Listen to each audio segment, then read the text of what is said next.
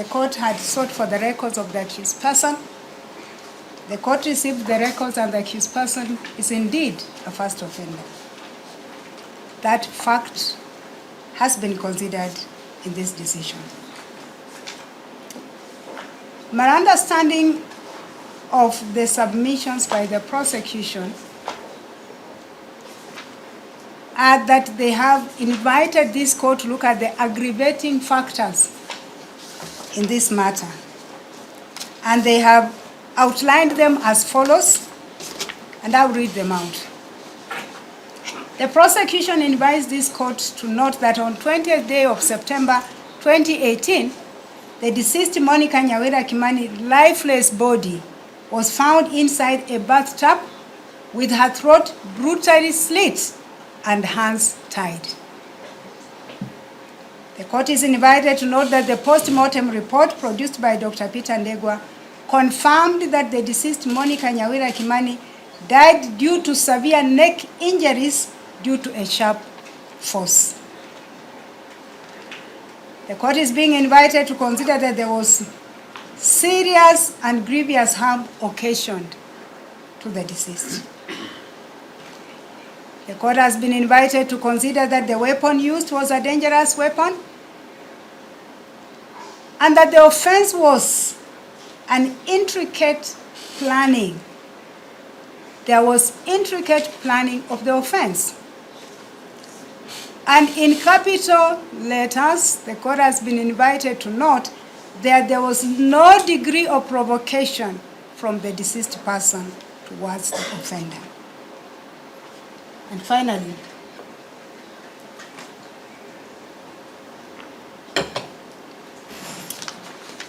the court has been invited to note that after commission of the offense, there was an attempt to conceal the evidence.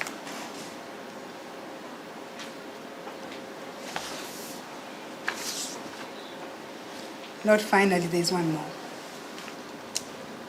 The court has been invited to consider that the crime had serious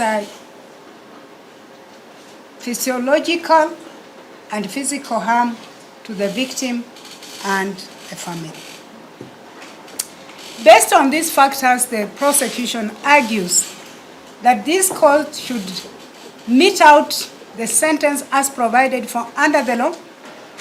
They have invited this court to note that despite the decision in the case of Muratetu, the only thing that that case did was to declare, and I will put it clearly, that the mandatory, and I will repeat, the mandatory nature of the death sentence is unconstitutional, and that it did not declare the death sentence unconstitutional. And so without going into other areas of submissions which are reflected in my judgment hearing, the prosecution invited this court to pronounce a death sentence. The victim's family, in their submissions dated 7th of March, drew the court's attention to the sentence provided for the offense of murder, which sentence is stipulated under section 204, which says that a person convicted of the offense of murder shall suffer death. They led the court through the objectives of sentence, which I've spoken to, and therefore I'll not repeat. And they invited the court to take cognizance of the fact that the accused person before the court did not play a peripheral role in the commission of the offense, but he was the main perpetrator of the offense. In that, they are saying that he did not only steal an ID card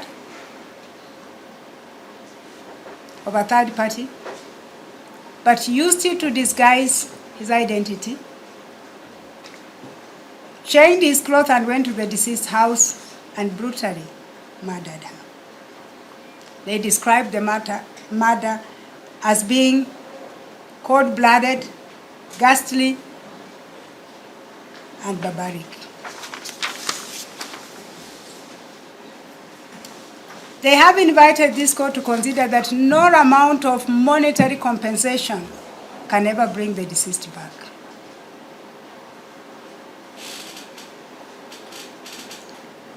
And they have invited this court to note that the death of the deceased occasioned the family a lot of economic loss, as the business of the family that she was manning in South Sudan collapsed, and that it was the only means of income for the family. Finally, the accused person filed their submissions in form of mitigation dated 10th of March. And I think it's important I take a bit of time in our understanding of what the accused person said, because he is the one on trial.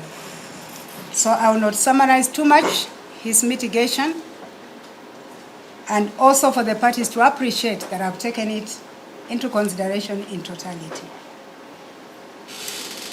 The accused says that he's aware that nothing he says at this stage will relieve the pain of the deceased family. And he says the lesser he says, the better. He says that he expresses his sadness that such a tragic loss of life on extreme circumstances bordering, and this caught my attention, okay?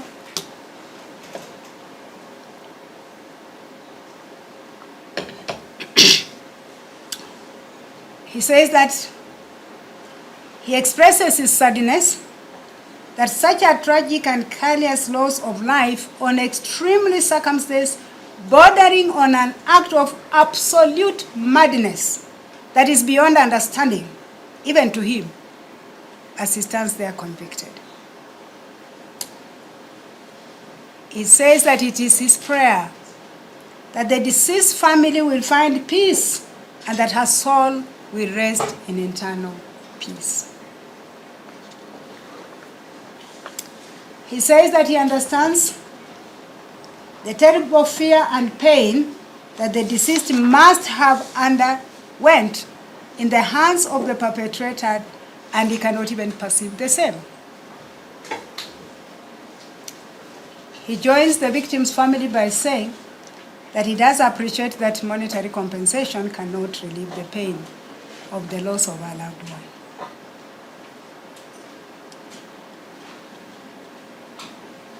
The court has been invited by the accused person to note that by the Supreme Court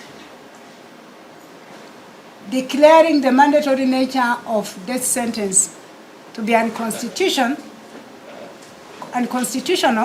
then it opened room and gave this court the discretion to mete out a sentence that is not necessarily death. And the accused then says that in that case, and again, this was very important to the court and for reading, because I come back to it.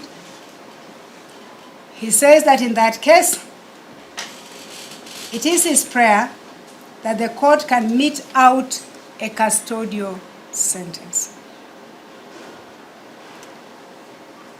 He says that although the victim's family in their submissions are calling for a death sentence, but the father of the victim, Bishop Paul Garama, was publicly heard saying that he will not take vengeance. And so, the court should consider his views. Finally, the accused person invited the court to consider that he is a first offender, that he was convicted purely on circumstantial evidence,